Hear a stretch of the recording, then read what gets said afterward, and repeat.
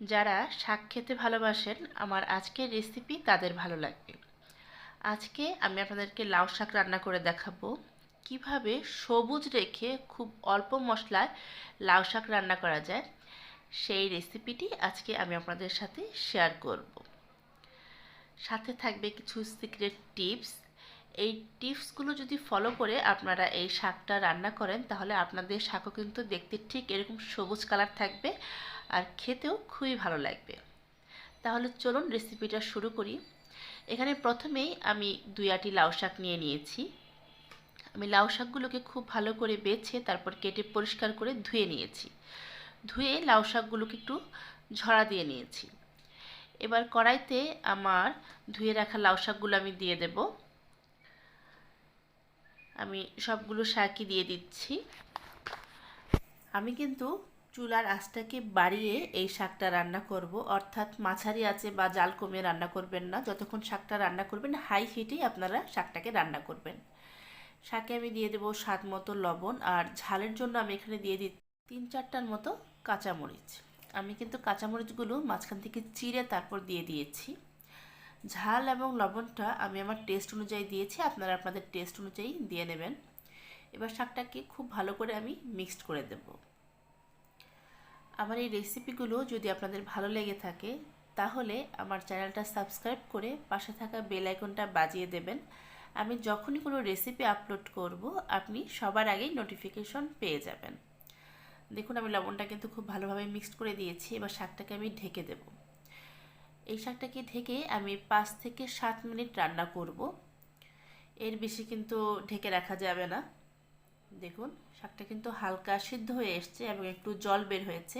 শাকে কোনো এক্সট্রা জল দেবেন না, শাকের জল থেকেই শাকটা সিদ্ধ হয়ে যাবে। এবার শাকটাকে আমি আরেকটু ঢেকে দিচ্ছি।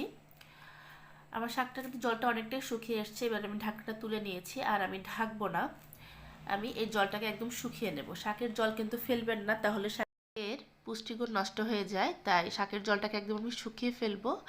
আর শাকটাকে না ঢেকে রান্না করবেন, তাহলে কিন্তু শাকের সবুজ কালারটা একদম অক্ষুণ্ণ থাকবে। শাকের জলটা একদম শুকিয়ে গেছে। এবার শাকটাকে আমি সম্বার দেবো। কড়াইটা আমি পরিষ্কার করে ধুয়ে নিয়েছি। তারপর আমি কড়াইতে দিয়ে দেবো সাদা তেল। আমি হাফ কাপের মতো সাদা তেল দিয়েছি, আর এখানে আমি 1 চা চামচ কালো জিরা ফোড়ন দিয়ে দিচ্ছি। দেখুন এই কালো জিরাটা কিন্তু অবশ্যই ফোড়ন দিবেন, শাকে কিন্তু কালো জিরার স্মেলটা খুব ভালো লাগে খেতে। সাথে আরও 2-3টা শুকনো মরিচ আমি দিয়ে দেব।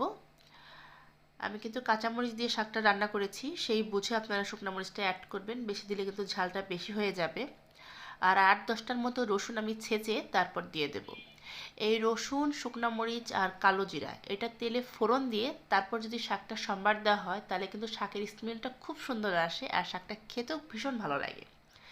স্পেশালি রসুন আমার খুব পছন্দ, তাই আমি যখনই শাক রান্না করি একটু বেশি করে রসুন দিই, তাতে করে শাকটা খেতে ভালো লাগে।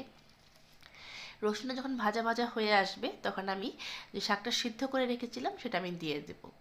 দিয়ে হাই হিটে এটাকে আমি 3 থেকে 4 মিনিট এই তেলের সাথে আমি ভালো করে ভেজে নেব। শাকটাকে কিন্তু আর ঢেকে দেওয়া যাবে না, এই হাই হিটে শাকটা রান্না করবেন, তাহলে শাকের যে সবুজ কালারটা আছে সেটা কিন্তু খুব সুন্দর থাকবে। শাক যদি দেখতে সুন্দর হয় তাহলে কিন্তু খেতেও ভালো লাগে। স্পেশালি কালারটা যদি সবুজ থাকে তাহলে সেই শাক দেখতে যেমন সুন্দর লাগে সেটা খেতেও কিন্তু খুবই ভালো লাগে।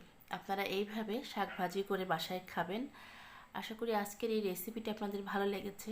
আবার ফিরবো আরেকটি নতুন রেসিপি নিয়ে। সেই পর্যন্ত সবাই ভালো থাকবেন।